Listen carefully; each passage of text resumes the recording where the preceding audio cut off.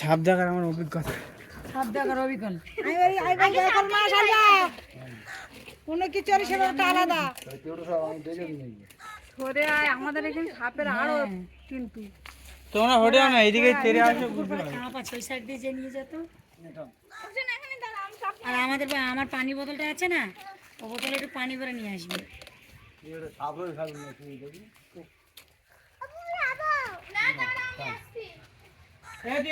কি করছিস?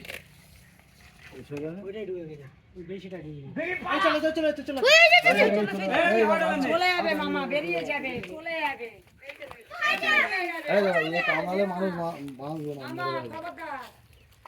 খবরদার লাগলে পুরো একদম খবর খারাপ করে দেবে। আচ্ছা আমি হাত দিয়ে যাই ওই বাথরুমে, এবার ওইদিক চলে গেছে না, এই তো এখানে দাঁড়িয়ে আছে, এখানে দাঁড়িয়ে আছে।